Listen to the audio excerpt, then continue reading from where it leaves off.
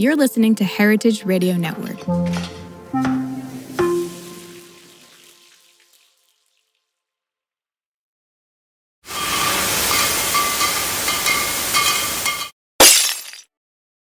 Hello, listeners. Today, we're doing things a little bit differently. We've got a collaboration episode. I'm Erica Duecy of Business of Drinks, joined by my co-host Scott Rosenbaum and Emmett Strack of the Parkstreet Insider Podcast, one of our favorite other podcasts in the drink space. If you're not already subscribed, please join them for some compelling conversations. So today, we have teamed up to tackle one of the most confusing and confounding topics in the drink space, which is the ins and outs of distribution. That's right. We are getting into it at the Business of Drinks. One of the questions we get asked most often about is distribution. And it is no wonder. It is unintuitive, it is complex, it is confusing for most brands, for most suppliers, whether they be beer, wine, spirits, non-alc, right? It is one of the biggest factors of whether they scale or stall. So we wanted to pull back the curtain a little. And guys, first of all, such a pleasure to be collaborating with you both. We are such big fans of the Business of Drinks on the Parkstreet Insider Podcast team. And likewise, our listeners are always looking for guidance around this subject. So today we are going to be diving into the past, present, and future of alcohol distribution. We'll also talk about some emerging categories like hemp THC and adult non-alc beverages and discuss how those fit into the distribution landscape in the future. Yeah, so here's the framework. Here's how we'll tee it up. First, we're going to talk about the past, the 100 years from Prohibition to 2020. How did the three-tier system come about and why? And what are the permitted ways to operate within the system? Then we'll talk about the present, how brands are navigating today's fractured distribution landscape with new players, big exits, and shifting routes to market. And finally, we'll look to the future, where the three-tier system is headed and what it means for the next generation of drinks brands. Let's start at the beginning, of course. Part one, the past. We're going to look at the end of Prohibition to around 2020. How did distribution work? How did we get that way? And what lessons did that era leave us with? Yeah, so let's dive in. So from a historical perspective, after the repeal of Prohibition by the 21st Amendment in 1933, the federal government established the three-tier system in alcohol in the U.S., which legally divides the production, distribution, and sale of alcoholic beverages into three distinct tiers, which legally requires alcohol producers in Tier 1 to sell to alcohol wholesalers in the second tier, who then pass it along to retailers in Tier 3, before finally reaching consumers. Now, it's crucial that no single entity is allowed to own or operate in more than one tier, although states regulate the details and allow varying exceptions. So why did the government do this? Well, at a high level, the system gave the federal government a way to control and regulate the distribution of alcoholic beverages, prevent monopolies, ensure public health, and basically streamline tax collection by separating producers, distributors, and retailers into these three distinct entities. But more specifically, it was a response to the excesses of pre-prohibition alcohol markets, as they wanted to prevent the abuse of what they called tied house systems, where producers controlled retailers, leading to excessive sales and marketing tactics. And states implemented the three-tier system structure between 1933 and 1935. So within the distribution tier, there are several routes to market. So Scott, can you walk us through these? Absolutely. So, right, when it comes to distribution, we are talking about that second tier, that middle tier between the supplier and the retailer. And I think it's important to back up for a second, because I know that when I first learned about the three-tier system, I heard retailer and I thought wine shop or spirit store. And retailer in this case can refer to a restaurant, to a bar. It is that person that retails the product from the supplier to the consumer, to the end user. So we're not just talking about a shop. We are talking about both the on-premise, where people consume alcohol in restaurants, bars, clubs, and the off-premise, which we traditionally think of as retailers.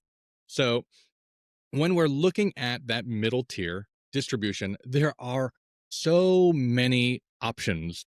There are literally thousands of distributors in the United States. We've kind of taken them and looked at them in a segmented way. So I'm going to give you a quick overview of 3 or 4 styles, flavors, varieties of distributors. Okay.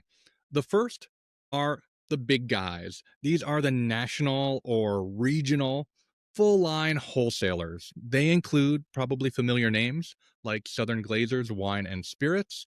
This is a distributor that is operationally essentially in every state, 47 technically, plus Washington, D.C., right? And pretty much all of the alcohol consuming consumers in the United States.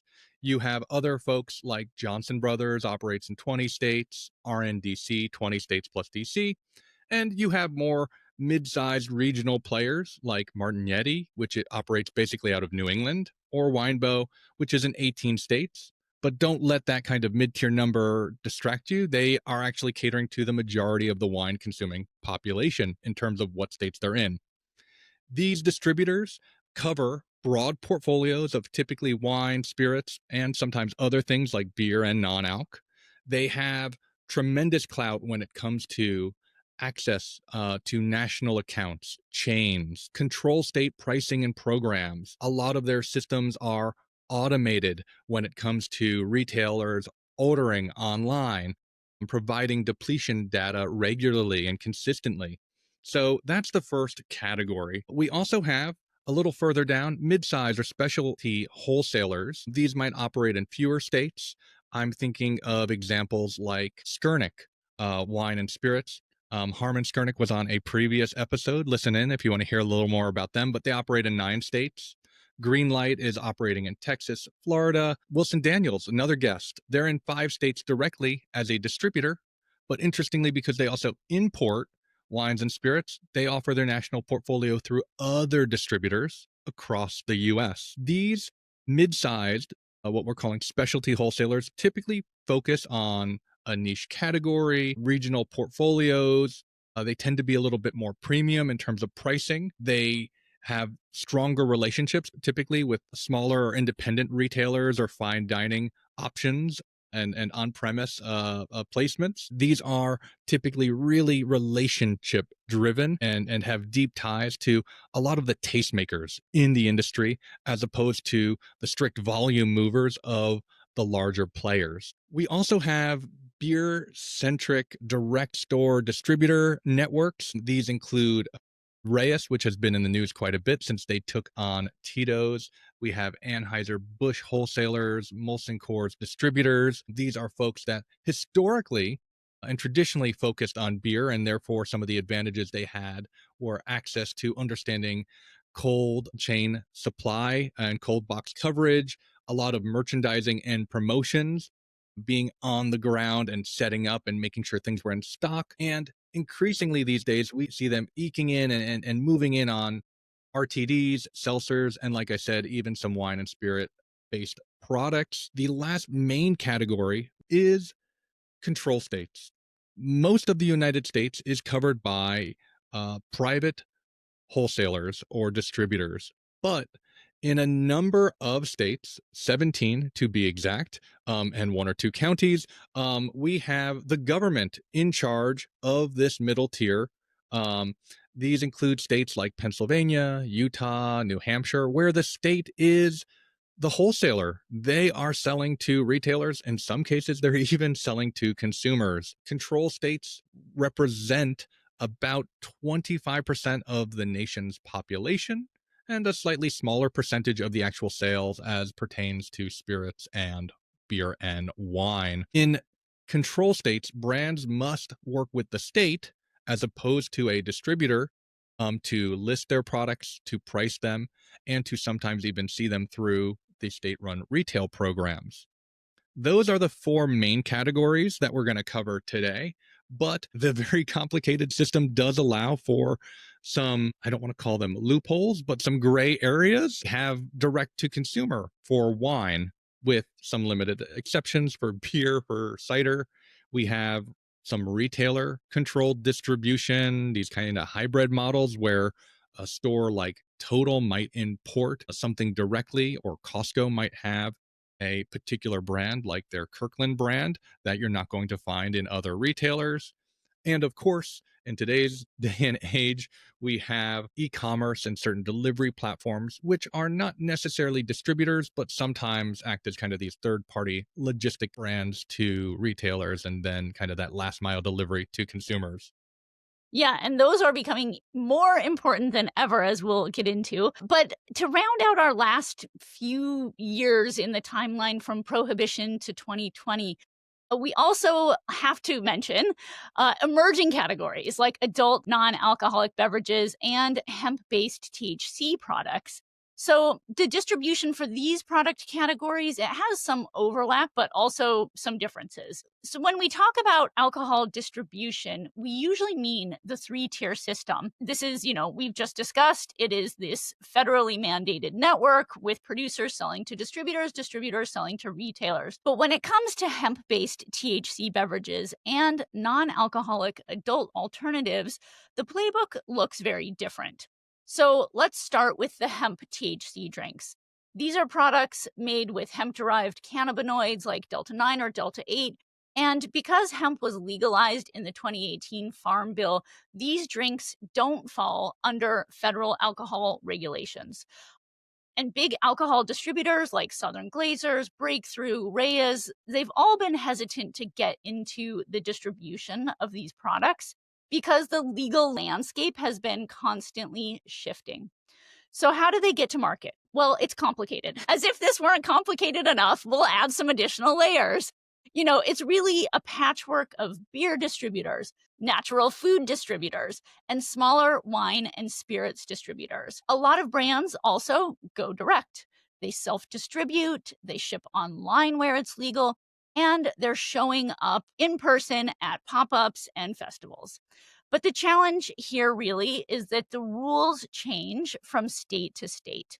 Minnesota and New Jersey, where I live, they have really embraced hemp beverages, even allowing these products to appear for sale in bars and restaurants, while other states are moving to really restrict them to the cannabis only channels, which is an entire different level of distribution with its own distributors and retail networks. So, distribution really does become a state by state strategy. And it's not really that national strategy that you might find for alcohol distribution. So then looking at non-alcoholic beverages, I'm thinking mostly of the ones that are targeted to adults that we would see in restaurants and beer gardens, brands like Duecy, Ritual, Liars, French Bloom, a lot of brands that we've had on the business of drinks. And this is a product category that really has emerged since around 2016. These are brands that they contain zero alcohol. And so they are not bound by alcohol laws at all. Instead, they're treated much more like functional beverages. And many of these products, they're flowing through mainstream non-alc DSDs, those direct store distributors, and natural foods distributors, distributors like UNFI and KeHE. And that's how they land in places like Whole Foods and Sprouts and Erewhon. And they're also leaning heavily on direct to consumer sales through their own websites and places like Amazon, which is a big growth driver for a lot of these brands. Now, some bigger alcohol wholesalers are also starting to test these categories, especially for on-premise accounts. So restaurants and bars are wanting more non-alc cocktail options. And how can we get those to them? Well, Southern Glazers, for example, has piloted NA alternatives. Like Duecy, for example, is one they recently picked up nationally. And you'll see these products, showing up also in places like quick service restaurants and cafes. And sometimes these things are purchased through more broadline food service distributors like Cisco or US Foods, rather than alcohol wholesalers. So it really is kind of a big patchwork of distribution. Really, the big takeaway for these two categories, hemp THC and non-alcoholic adult alternatives, is that they are kind of writing their own distribution playbooks. They're more flexible. They can pivot quickly. And they are owning their own e-commerce channels. So, the drawback for them is that they don't have access to the built-in power, really, of alcohol's national wholesalers, at least until now. Erica, I want to back up a second because I heard you say self-distribution. And as I understand it, the three-tier system, purposely separates the supplier from the distributor, from the retailer. So, I imagine number of listeners are wondering how this is possible. And it's not that a winery or a brewery can simply start going into a state with a truck and, delivering to retailers. They need to work through a quote unquote distributor, someone who is licensed in that state. Okay. And there are many different companies that do this depending on where you are in the nation that is licensed, that can act as a distributor. What it means, though, is that the supplier is financing maybe the sales team, financing, a number of factors and things that go in. This middle company, this distributor that allows for self-distribution, it might be storing the goods in their warehouse and they might be delivering it, but they are not necessarily going into the stores and making sales themselves. So that is self-distribution in a nutshell. Well, I think we are wrapping up part one here. Emmett and Scott, any final lessons from this era or, the pros and cons of the three-tier system? Absolutely. Let me first state, and this is really important, that this is not a criticism or a commendation of any distributor. I'm simply kind of appraising the pros and cons of the system, right? The three-tier system, right? Some of the pros: market access and awareness. If you are a winery or a small brewery or a craft distillery, right? From, I don't know, you're in California and you want to start selling to New York, you might not know the landscape, right? The distributor is on the ground. They understand the tastemakers, the buyers, the markets, right? It grants you awareness and access to places that you might not have if you are a small team with limited resources. From a, big kind of 10,000 foot view perspective, from the government's point of view, it is very tax efficient, right? It's better to collect from a few in-state distributors that are licensed than thousands of suppliers from around the world, right? The government doesn't want to track down these individual players. They'd rather work with known entities. And another pro is chain of custody, right? This system allows for the tracking of products. It isn't uncommon elsewhere in the world for a number of people to, fall ill or even perish because of tainted alcohol or essentially moonshine that is unregulated. So there are a number of pros. On the other hand, there are also a number of cons. It isn't surprising that with such a complex system, there is a lot that needs to be understood, right? This operational complexity means that it's not easy for small players with fewer resources to navigate the regulations, the licensing, especially if they want to do things like direct to consumer across a number of states. Okay. This complexity also, in addition to this extra layer, is pricey, right? There is a cost of doing business. There is this middle player that needs to get paid and make money if they are going to be a sustainable business. Now, some of that would not go away if there wasn't the three-tier system. You'd still need delivery trucks, right? You'd still need cardboard boxes to ship things in, but there is some bureaucracy, there is some administrative and a number of other things that add cost. And in some places too, the laws can mean that there's somewhat of a codependency, especially in control states or franchise states. It can be difficult to switch distributors if the relationship doesn't go as planned. So there's no one right way to go about it, but there are positives and negatives as there are with most things. And just one pro I would add to your great list of pros, Scott, is that while the system is incredibly unwieldy and difficult for many brands to manage, get information about, and kind of learn how to adapt to, there are certain safeguards in place to help with regulatory compliance for brands. Many distributors actually kind of help handle state by state compliance regulations, which can help remove a significant administrative burden for a lot of emerging brands who may kind of lack the resources or expertise to navigate these varying state regulations. For me, on the con side, I also think there are very obvious market entry barriers.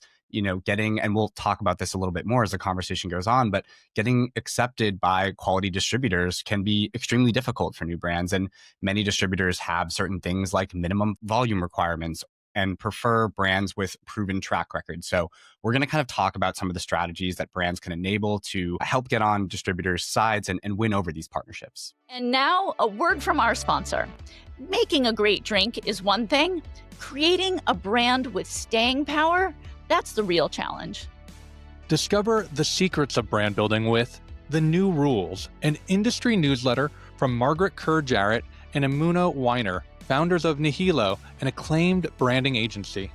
With deep experience in Bev-Alc, THC, and beyond, they're sharing the untold stories of how celebrated brands like Breeze and Hendrick's Gin are made.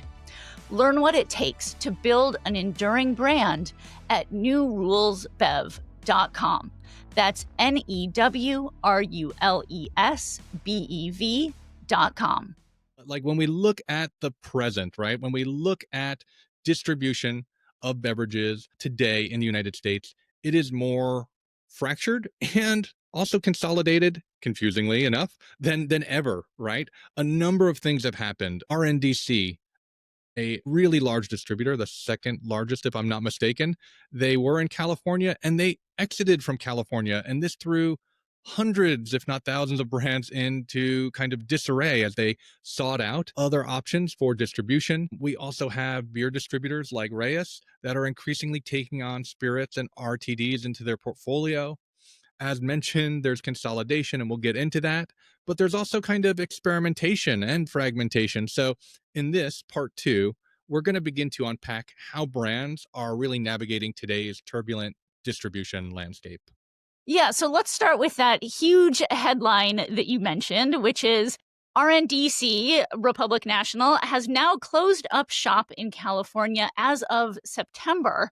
And as you mentioned, that left spirits companies and wine companies scrambling to secure distribution in the country's largest market. The publication Wine Business recently analyzed the fallout and found nearly 200 wine brands impacted. That included portfolios from Gallo, Trinchero, and Foley Family Wines.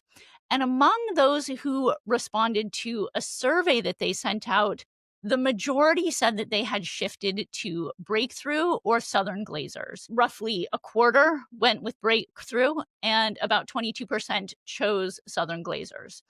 Other distributors that gained meaningful ground included Regal Wine and Winebow. Regal Wine picked up Hope Family Wines, Michael David Winery, and Scheid Family Wines. And also, big news that Gallo announced it was moving to Reyes.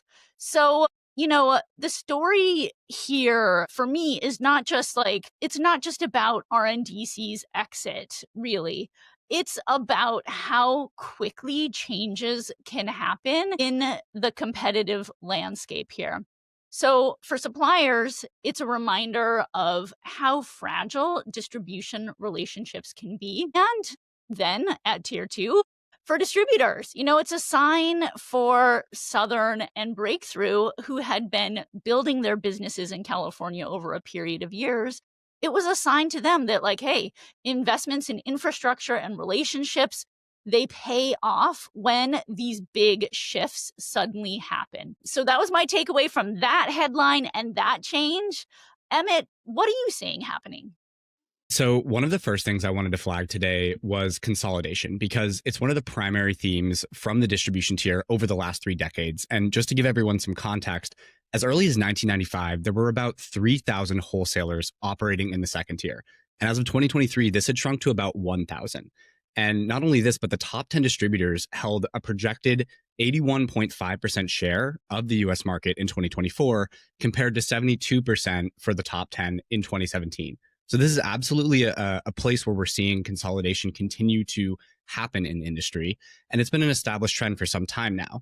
But it's a market force that's still exerting a lot of influence over the industry today. And we can also see this from M&A activity. In 2022, Republic National Distributing Company, RNDC, acquired Young's Market Company. As recently as 2024, Southern Glazer's Wine and Spirits acquired Horizon Beverage, and in 2025, Johnson Brothers acquired Maverick Beverage Company. Now, on the supplier side, a more emerging trend we're seeing is that many spirits brands over the last few years have switched from traditional spirits distributors to beer distributors.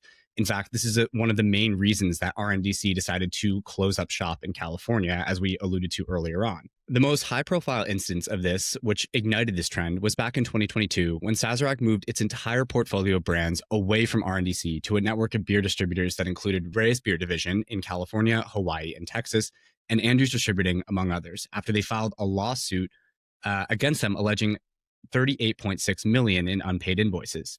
This is an antitrust lawsuit that is ongoing with no definitive resolution yet.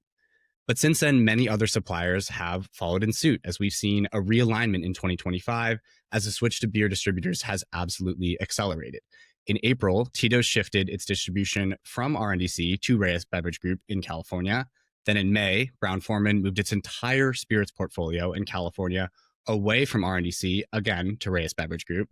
And when Buzzballs, one of the biggest RTD brands in the country, was acquired by Sazerac last year, they made the shift to Reyes in California as well. Now, it's important to note that RTD brands have been utilizing the beer distribution strategy for some time. If you take a look at Surfside, one of the most high-growth RTD brands in the nation, and their CEO, Clement Pappas, who we both had as a guest on our podcast, he told us that commercially, RTDs operate a lot more like beer, so it made sense for them to harness the capabilities of the beer network. He also cited some reasons why they had trouble distributing through big spirits distributors, one of them being that they were not used to the brand's high volume. So volume differences being a challenge there. And they also, some of the spirits distributors didn't like the margin structure as they were used to a much higher case cost. Yeah, Scott, what are you seeing happening right now? So, three things. First, this type of uncertainty that we're feeling and many are feeling today with regard to all the changes in distribution isn't new. One can look back basically every 10 or 20 years and see this kind of cycle repeating. I can think in the New York area of Martin Scott being acquired, or Lauber being acquired by Southern, nearly 20-ish years ago, if I'm not mistaken, right? But what's interesting is, for as much consolidation as there can be, there also tends to be expansion and spin-offs, right? Some of these companies can only get so large before their suppliers become dissatisfied with the amount of attention paid to them. So there are a number of instances where, as a company grows, I am thinking of Skurnik, for instance, there are companies that are spun off from it. So David Bowler founded Bowler Wine and Spirits. Kevin Pike founded Shotzi. So there is growth, but there is also kind of these niche kind of spin-offs and smaller distributors that then cater to folks that might not have gotten enough attention. The last point I'll make is essentially that strong brands that have pull from consumers are those that are able to weather these changes the best, because they don't seem to have as much trouble finding a home. It is the brand that is limping along that is in trouble to begin with, even before the volatility of distributor changes, that is going to suffer the most. And that is because they are already suffering. It becomes kind of a vicious cycle. So if you want to improve your chances of being able to sustain these changes, it behooves you to, one, yes, strengthen your relationship with your distributor, but strengthen your relationship with retailers, with consumers, and build the brand stronger. Yeah, definitely. Just digging into the migration to beer distributors a bit more. Emmett, why do you think spirits brands are starting to favor this area or this type of company? Well, for me, I think it in large part has to do with how we are seeing consumers engage with different purchasing channels these days. Like, you see the really strong growth of the C-store segment or convenience store segment, which has been, the focus of a lot of off-premise growth in the last year. Convenience stores now represent about 9 to 10% of spirits dollar sales in 2025, which is a huge jump from what we've seen previously. And they were up about 8% in the 52 weeks ending in March, a little bit more specifically. And I think that this is just a a location where consumers are really gravitating towards to get these easy single serve RTD formats out of cold boxes. They pair really well with this area. And in fact, Nielsen IQ has actually reported recently that the time lapse between the initial purchase and consumption of spirits in general is shrinking among consumers. So these convenience stores are really attractive locations to pop in, get something for their convenience. And I think RTD brands have absolutely taken notice of that, but we're starting to see more traditional spirits brands enter those locations as well because of these dynamics. Yeah. And, let's give some advice for suppliers now. Scott, what are wholesalers looking for from producers in 2025? Yeah, a number of things. I had a great conversation with Sarah Harmlin of Allied in New Jersey. And, she really cited kind of four things, right? One is kind of first awareness of the market, right? If you're gonna want to distribute in New Jersey, you should understand what New Jersey's like, and same thing with California and every other state in the nation. Emmett, your points on the convenience store channel are so pertinent. As someone from the East Coast, I was surprised the first time I was in California and saw tequila being sold at a CVS, right? You don't want to be caught blind to the realities of the distributor's everyday experience and their knowledge. So, acquainting yourself with a market before seeking out a distributor is really key. Number two, your product needs to be unique and memorable, right? It has to have a pull from the consumer. If you can cite evidence in the form of sales velocity in another market, that goes a long way. Regardless of price point, everyone, distributors and consumers alike, are looking for value, right? Something that under promises and over delivers. And they're looking for connection in the form of brand, right? Something that people don't have a problem remembering the name or recognizing the label. The idea is, as always, to lessen the friction and close the gap with the consumer. Third, business readiness. If you go to a distributor looking for them to solve your problems, you are creating work for them. They are looking for a partner where you both mutually benefit. This means coming to them with a long term, as opposed to short sighted strategy, right? Understanding that it takes time to build a market. Results aren't often seen in 1, 3, or 6 months, right? They are built over quarters and years. This means understanding what good pricing looks like, pricing parity. You don't want to enter, right, a state that is far away from your own only to ensure that the price is substantially higher because you didn't account for logistics or margins of your distributors. Having a clear route to market plan, understanding channel strategy and how that might be affected by the particularities of a state is key. And finally, fourth is partnership in the form of active support, being on the ground. Yes, your distributor is your eyes and your ears, but you need to be the heart beat behind everything that happens when it comes to marketing, when it comes to conveying the message, sales, even just things like stable production. No one likes when a product runs out of stock. So making sure that you can prevent inventory shortages to the best of your ability or communicate them so that the distributor can prepare. They are looking for streamlined operational simplicity. And that's what distributors are kind of looking for in a nutshell. And Scott, I would just echo so many of the things you just brought up. I mean, every time we talk to different distributors from Park Street University on the Park Street Insider podcast, they really just tell us about the importance of being an active and engaged partner. And, these days, distributor sales teams are so cluttered with so many different products that they need to sell. And, brand founders really need to be their own biggest advocates and convince those sales teams about why they need to have their products in their bags when they go to market. But not only this, I think that it's really important for brands to remember that distributors don't want to hear that they are supposed to sell your products for you exclusively. What they really want is you to have dedicated sales representation and people in those local markets that you are targeting. And a big part of that is just having a comprehensive plan about where your target market is, what kind of retail sales channels that you are going to be playing into, and having that real boots on the ground presence that you mentioned, Scott. It's so important. I also want to flag just in terms of like key KPIs that brands should have in place, those high velocity in reorder rates is so crucial. It's really just not about how many accounts you are in, but whether those accounts that you are in have pull. At Park Street University, we are always preaching a go deep as opposed to wide route because, if some of the accounts that you are in aren't reordering, that is just not a healthy metric for a long-term growth strategy. All right, well, fantastic advice and insights for any drinks brand. We've covered the past, we've covered the present, and now let's look ahead. And now, a word from our sponsor. Is your drinks brand looking to start or expand important distribution? Whether you're seeking to enter new markets or you're unhappy with a current distributor and desiring a better fit, you should know about Swig Partners.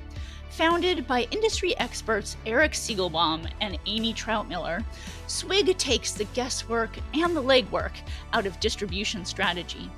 Swig helps brands and distributors find the right fit for long-term relationships and sales success. US-based importers and distributors should reach out too. With Swig, they can explore new products for free. And brands, you can get $100 off by mentioning Business of Drinks. Find out more at swigpartners.com/business of drinks. That's swigpartners.com/business of drinks. This is not just an academic exercise. We want to get our crystal balls out and start to think through, what does the next decade look like for the three-tier system?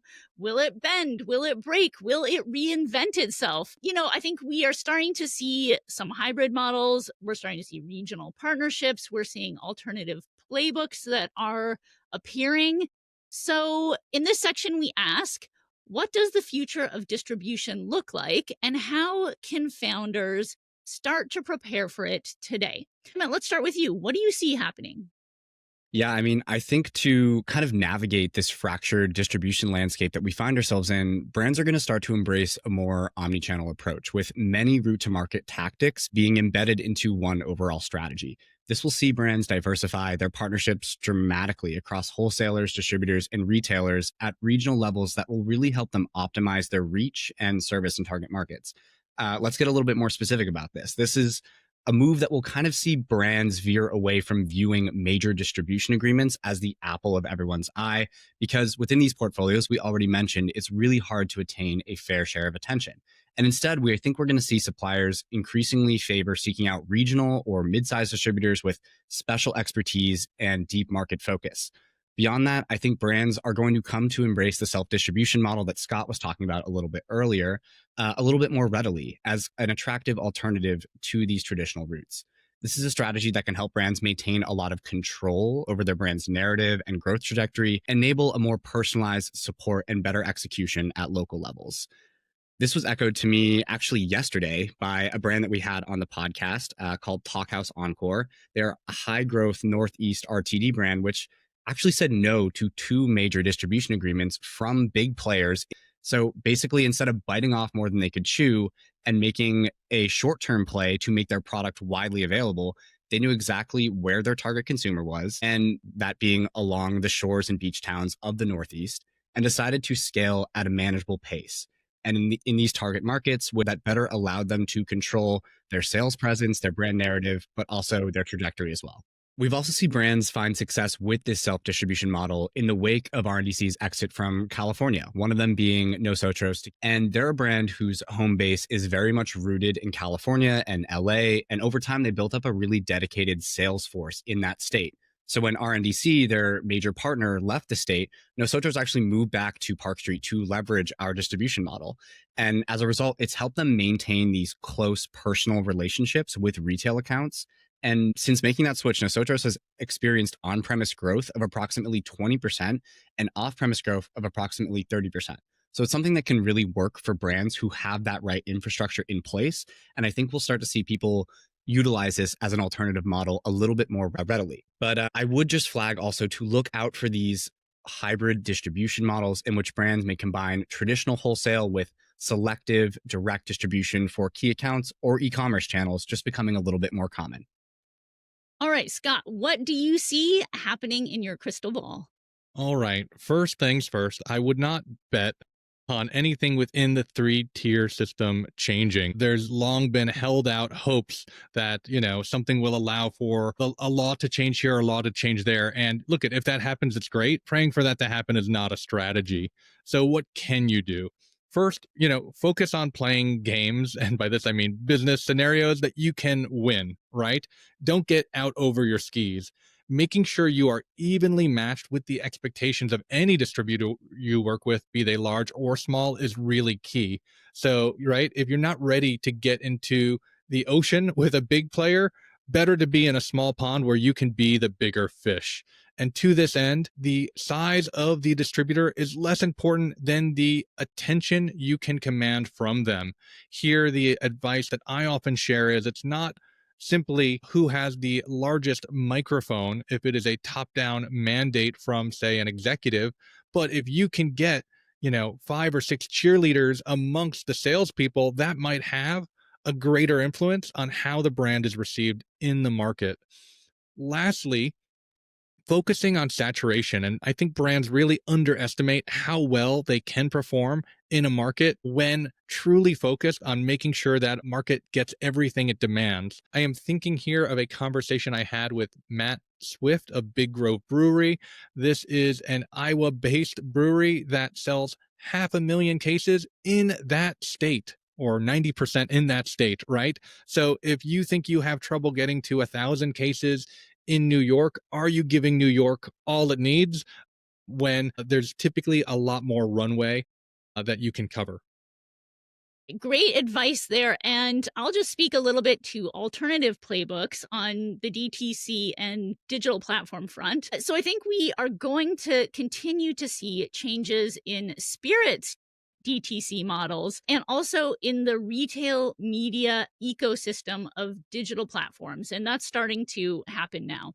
So on the DTC side, we're watching really a slow but steady widening of what's legally possible from a spirits sales perspective. A small number of states and DC allow some form of spirits direct shipping now, and California just extended its craft distiller shipping privileges through 2026. At the same time, more states are making their cocktails to go programs permanent. Nevada and Virginia have both passed laws in the last 2 years, and California has extended its program until at least the end of 2026. So what this means for founders is that these channels can increasingly serve as sort of test and learn sandboxes. So they're ways to pilot markets or introduce new SKUs before making those bigger commitments to wholesalers. So that's one point. And then the second point is that retail media placements are becoming more available for alcohol brands to advertise and measure and track their sales in digital channels. So back when I consulted for Drizzly, that was sort of a nascent ecosystem where we saw some advertising of alcohol products. And now we're seeing that expand. Just in August, Instacart Carrot Ads platform, they said that they're going to integrate with Bottle Caps. So that's a platform that powers e-commerce for more than 1,000 independent liquor stores. And that was a big deal to me because it would let alcohol brands run paid campaigns and tie them directly to sales on those retailers' digital storefronts. And that's something that has been, the ROI on paid ads, given the lack of places to run those paid ads and the lack of these sort of closed loop measurement systems, that's been a big challenge for alcohol brands. At the same time, we're seeing Southern Glazers build out its platform into more of a media and marketing activation hub. And I think this is just going to continue. It's definitely something to keep on your radar because it's going to become table stakes, I predict, for brands. And I think that we're going to see distributors asking their brands to show up with co-op dollars for these programs and to show measurable ROAS, which is return on advertising spend, for these brands. They're going to want to see what that looks like so that they can more effectively optimize their spend and their programs with you. So keep your eyes on that as an emerging opportunity. And back to Emmett and Scott. Any final thoughts on things to watch for?